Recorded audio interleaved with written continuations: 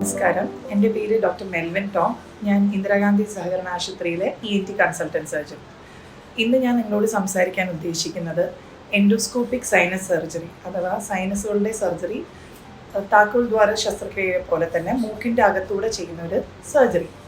അപ്പോൾ ഇതിനെക്കുറിച്ച് പറയണേക്കാട്ടും മുമ്പ് ആദ്യം ഇത് ആർക്കൊക്കെ ചെയ്യുന്നുണ്ട്, എന്തിനൊക്കെയാണ്. അപ്പോൾ ഇപ്പോഴത്തെ ഒരു കാലാവസ്ഥയിൽ അലർജി ഇഷ്ടംപോലെ ആൾക്കാർക്ക്, ഇന്നേ വരെ ജീവിതത്തിൽ അലർജി എന്താണെന്ന് പോലും അറിയാത്ത ആൾക്കാർക്ക് പോലും കണ്ടുവരുന്നുണ്ട്. പോസ്റ്റ് കോവിഡ് അത് വളരെയധികം കൂടിയിട്ടുണ്ട്.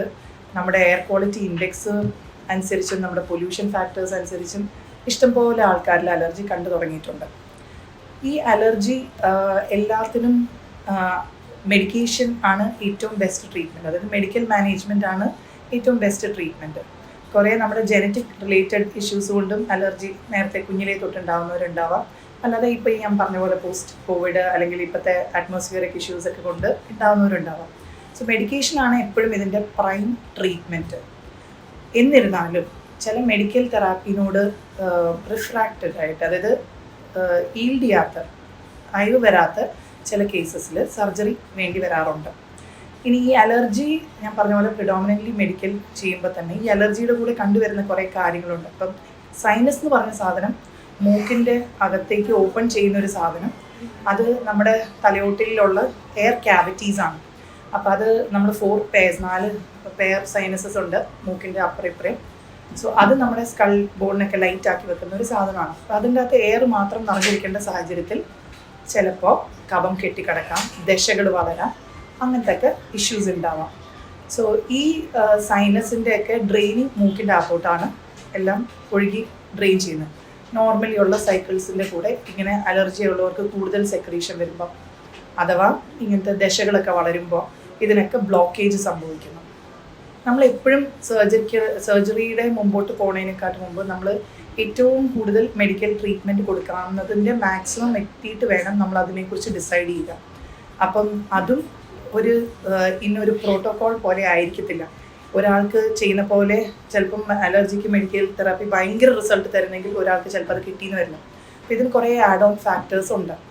അപ്പം എല്ലാവർക്കും നമ്മൾ ഓരോ പേഷ്യൻറ്റിനെ അനുസരിച്ച് അതിനെ കസ്റ്റമൈസ് ചെയ്തിട്ടാണ് നമ്മൾ അലർജി ട്രീറ്റ്മെൻറ്റ് കൊടുക്കുന്നത്. അലർജിനെ കുറിച്ച് എടുക്കാനാണെങ്കിൽ കുറേ ഉണ്ട്. അപ്പോൾ ഞാനിപ്പോൾ സർജറിയിലേക്ക് വരുമ്പോഴത്തേക്ക് ഞാൻ പറയും, മെഡിക്കലി നമ്മൾ ഏറ്റവും ബെസ്റ്റ് മാനേജ് ചെയ്ത്, അതായത് നമ്മൾ മൂക്കിൽ സ്പ്രേസ് ഉണ്ട്, വാഷസ് ഉണ്ട്, സ്റ്റീറോയിഡ് ടാബ്ലറ്റ്സ് ഉണ്ട്, ആൻറ്റിബയോട്ടിക് തെറാപ്പീസ് ഉണ്ട്. ഇതൊക്കെ കൊടുത്തിട്ടും മാറാത്ത ബ്ലോക്കേജസ്, അതിൽ ദശകളും ഉണ്ടാവും, അല്ലെങ്കിൽ പൂപ്പലുണ്ടാവാം. ഇങ്ങനത്തെ ഒക്കെ സാഹചര്യത്തിലൊക്കെ നമ്മൾ സർജറിയിലേക്ക് റിസോർട്ട് ചെയ്യും. ഇപ്പോൾ സർജറി ബേസിക്കലി നമുക്ക് സർജറി എന്ന് കേൾക്കുമ്പോൾ ആദ്യം എവിടെയാണ് മുറിവ്, എവിടെയാണ് പാട് എന്നാണ് മനുഷ്യരുടെ മനസ്സിലാദ്യം വരുന്നത്. എന്നാൽ എൻഡോസ്കോപ്പിക് സൈനസ് സർജറി പറഞ്ഞ സാധനങ്ങളൊന്നുമില്ല. നിങ്ങൾ എങ്ങനെ വരുന്നു അങ്ങനെ തന്നെ പോകുന്നു. ആൾക്കൂടെ വ്യത്യാസം വരുന്നത് മൂക്കിൻ്റെ അകത്തെ ലാൻഡ് മാർക്സിന് വ്യത്യാസം വരും. അതായത് ഇതിൻ്റെ മെയിൻ ഡ്രെയിനിങ് പോയിന്റിൽ ഉള്ള ബ്ലോക്കേജസ് മാറ്റാനാണ് നമ്മൾ സർജറി ഉദ്ദേശിക്കുന്നത്. അപ്പോൾ ഇതിൻ്റെ സർജറിയിൽ നമ്മൾ എന്താ ചെയ്യുന്നതെന്ന് വെച്ചാൽ, ഇങ്ങനത്തെ ദശകളോ അല്ലെങ്കിൽ പൂപ്പലോ അല്ലെങ്കിൽ ഈ പറഞ്ഞ പോലെ കഫം കെട്ടിക്കിടക്കുമ്പോഴൊക്കെ നമ്മൾ സർജറി ചെയ്ത്, ഈ സൈനസിൻ്റെ ഓപ്പണിങ് വളരെ ചെറിയൊരു ഓപ്പണിംഗ് ആണ് നാച്ചുറലി ഉള്ളത്. അപ്പോൾ ആ ഓപ്പണിങ്ങിനെയൊക്കെ നമ്മൾ വലുതാക്കിയിട്ട് അതിൽ കൂടെ ഈ കഫമൊക്കെ ഭാവിയിലും കെട്ടിക്കിടക്കാതെ ഇരിക്കാനും പുറത്ത് തള്ളാനുള്ളൊരു സാഹചര്യം, എളുപ്പ സാഹചര്യത്തിനും മരുന്നുകൾ അകത്തോട്ട് കയറ്റാനുള്ള എളുപ്പ സാഹചര്യം ഉണ്ടാക്കാനാണ് സർജറി വഴി നമ്മൾ ഈ ദ്വാരങ്ങൾ വലുതാക്കി കൊടുക്കുന്നത്. അത് കൂടാണ്ട് തന്നെ നമ്മൾ ചെയ്യുന്നത് എന്നാന്ന് വെച്ചാൽ, നമ്മൾ ആ സമയത്തുള്ള ഫംഗൽ ലോഡോ അല്ലെങ്കിൽ ദശകളോ എല്ലാം എടുത്തു മാറ്റും. ചില ദശകൾ ബയോപ്സിക്ക് അയക്കേണ്ടി വരാറുണ്ട്.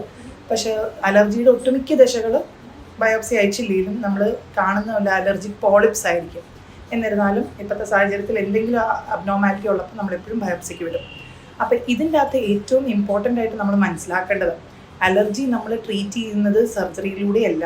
നമ്മൾ ആ സമയത്തുള്ള അതിൻ്റേതായ ഭവിഷ്യത്ത് വന്നിരിക്കുന്നത് മാത്രം എടുത്ത് കളഞ്ഞതേ ഉള്ളൂ. അലർജി ഇപ്പോഴും നമ്മുടെ കൂടെ ഉണ്ട്. അപ്പോൾ അതിനെ കൂട്ടാണ്ടിരിക്കാൻ നമ്മൾ നോക്കണം. സോ ഇതിൻ്റെ പോസ്റ്റ് ഓപ്പറേറ്റീവ് കെയർ വളരെ ഇമ്പോർട്ടൻ്റ് ആണ്. കാരണം നമ്മൾ വിചാരിക്കും സർജറി കഴിഞ്ഞു, എല്ലാം തീർന്നു, ഇതോടെ അതിൻ്റെ ട്രീറ്റ്മെൻറ്റ് ആയിരുന്നു. പക്ഷെ അതല്ല. നമ്മൾ ഇനിയും അതിൻ്റെ അലർജി കൺട്രോൾ ചെയ്തില്ലെങ്കിൽ ഇതേ ദശകൾ വീണ്ടും വളരാം. ഇനി ചില ദശകളുണ്ട് വൺ ടൈം റിമൂവൽ ചെയ്ത് കഴിഞ്ഞാൽ അതോടെ അത് മാറിയിരിക്കും.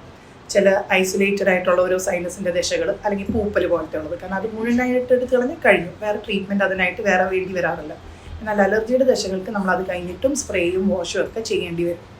ഈ സർജറിയിൽ നമ്മൾ അകത്തൂടെ ഈ ഞാൻ പറഞ്ഞ പോലെ മെയിൻ സൈനസ് ഒക്കെ തുറന്ന് വെച്ച് നമ്മൾ എൻഡോസ്കോപ്പിക്കലി ചെയ്യുന്ന ഒരു സർജറിയാണ്. ഇതിന് കോംപ്ലിക്കേഷൻ ഉണ്ടോ എന്ന് ചോദിച്ചാൽ ഏതൊരു ഡിസിഷൻ നമ്മൾ ലൈഫിലെടുത്താലും എപ്പോഴും അതിന് ഒരു percentage of chances of bad ഔട്ട്കംസും വരാറുണ്ട്. എന്ന് പറഞ്ഞ പോലെ ഏതൊരു സർജറിക്കും കോംപ്ലിക്കേഷൻ ഉണ്ട്. എന്നാലും നമ്മൾ എന്താ ചെയ്യാന്ന് വെച്ചാൽ ഈ കോംപ്ലിക്കേഷൻ ആൻറ്റിസിപ്പേറ്റ് ചെയ്ത്, അത് മുൻകൂട്ടി കണ്ടുകൊണ്ട് അതിനനുസരിച്ചുള്ള സ്റ്റെപ്പുകൾ നമ്മൾ ഓൾട്ടർ ചെയ്ത് ചെയ്യും. സോ ദാറ്റ് നമ്മൾ കോംപ്ലിക്കേഷനിൽ ചെന്നെത്താതിരിക്കും. ഇപ്പോൾ കോംപ്ലിക്കേഷൻ മോസ്റ്റ് കോമൺലി ബ്ലീഡിങ് ആണ്. പിന്നെ നമുക്കറിയാം നമ്മുടെ സൈനസിനോട് അടുത്തായിരിക്കുന്ന സ്ട്രക്ചേഴ്സ്, നമ്മുടെ കണ്ണിൻ്റെ ഒരു ഭിത്തിയുണ്ട്, പിന്നെ നമ്മുടെ തലച്ചോറിൻ്റെ ഒരു ഭിത്തിയുണ്ട്. അപ്പോൾ അവിടെയൊക്കെ ചില റെയർ കേസസിൽ ചിലപ്പോൾ ഇഞ്ചുറീസ് വന്നിട്ടുള്ള കോംപ്ലിക്കേഷൻസ് ആയിട്ട് ഇപ്പം തലച്ചോറിന് ചുറ്റുമുള്ള വെള്ളം ലീക്കിങ്, അല്ലെങ്കിൽ കണ്ണിലേക്ക് ഉള്ള ഫാറ്റ് കുറച്ച് പുറന്തള്ളാം, അല്ലെങ്കിൽ ഈ പറഞ്ഞ പോലെ ബ്ലീഡിങ് ചില മെയിൻ വെസൽസിൻ്റെ വരാം. ഇതിനൊക്കെ മാനേജബിൾ ആണ് ഇൻട്രാ ഓപ്പറേറ്റീവ്ലി. അത് നമ്മൾ സർജറി ചെയ്യുന്ന സമയത്ത് തന്നെ ഇത് കണ്ടുപിടിക്കുമ്പോൾ അത് കറക്റ്റ് ചെയ്ത് സീൽ ചെയ്ത് പോരാം. അതേപോലെ തന്നെ അതിന് ശേഷമാണ് കണ്ടുപിടിക്കേണ്ടതുണ്ടെങ്കിലും നമ്മൾ അതിനെ കറക്റ്റ് ചെയ്യാൻ പറ്റും. ഇതിൻ്റെ ഒക്കെ മോസ്റ്റ് ഇമ്പോർട്ടൻറ്റ് ഫോളോ അപ്പാണ്. നമ്മളൊരു സർജറി ഏത് വിഭാഗത്തിലായിക്കോട്ടെ, നമ്മളൊരു സർജറി ചെയ്ത് കഴിഞ്ഞാൽ ഇതിൻ്റെയൊക്കെ ഫോളോ അപ്പിലാണ് അതിൻ്റെ ഫുൾ ഔട്ട്കം പേഷ്യൻ്റ് എൻജോയ് ചെയ്യാൻ പോകുന്നത്, ഒരു ബെനിഫിറ്റ് പേഷ്യൻറ്റിന് കിട്ടാൻ പോകുന്നത്. സോ ആ ഫോളോ അപ്പ് വളരെ കറക്റ്റായിട്ട് ചെയ്യുന്നവർ ഒട്ടുമിക്ക പേഷ്യൻസിന് ഒരു 80-90% നല്ല ഔട്ട്കം വരാറുണ്ട്.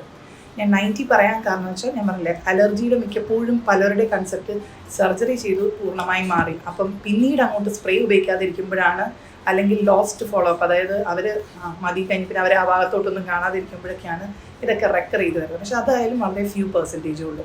അപ്പം proper follow up, proper allergy control ചെയ്താൽ തന്നെ പിന്നീട് സർജറി വേണ്ടുന്ന അവസ്ഥയിലേക്ക് പോവാതെയും, പിന്നെ ഞാൻ പറഞ്ഞ പോലെ സർജറിയിൽ നമ്മൾ വലിയ ഓപ്പണിങ് ചെയ്യുന്നതുകൊണ്ടുള്ളൊരു ഏറ്റവും വലിയ അഡ്വാൻറ്റേജ് ആ സമയത്ത് ലോഡ് മാത്രം കളയല്ല, നമുക്ക് മെഡിക്കൽ തെറാപ്പിക്ക് കുറേയും കൂടെ ആക്സസ് കിട്ടുകയാണ് ചെയ്യുന്നത്. നമ്മൾ സ്പ്രേ ആയാലും വാഷൊക്കെ ചെയ്യുമ്പോഴായാലും ഈ കുഞ്ഞി ദ്വാരത്തിൽ കൂടെ അകത്തോട്ട് കയറുന്ന പോലെയല്ല. ഇപ്പോൾ സർജറി വലിയ ക്യാവിറ്റീസ് ആകുമ്പോൾ നന്നായി വാഷ് ചെയ്ത് ആ സെക്രീഷൻസ് എടുക്കാനോ ആ ദശകൾക്കുള്ള മരുന്നുകൾ എത്തിക്കാനോ ഒക്കെ നമുക്ക് സാഹചര്യം കൂടുതൽ ഉണ്ടാവുകയാണ് പോസ്റ്റ് സർജറി. അപ്പം post surgery follow up and care properly ചെയ്ത് കഴിഞ്ഞാൽ ഇത് ഓൾമോസ്റ്റ് ഒരു 1 ടൈം സർജറിയിലേക്ക് നമുക്ക് ഒതുക്കാൻ പറ്റും.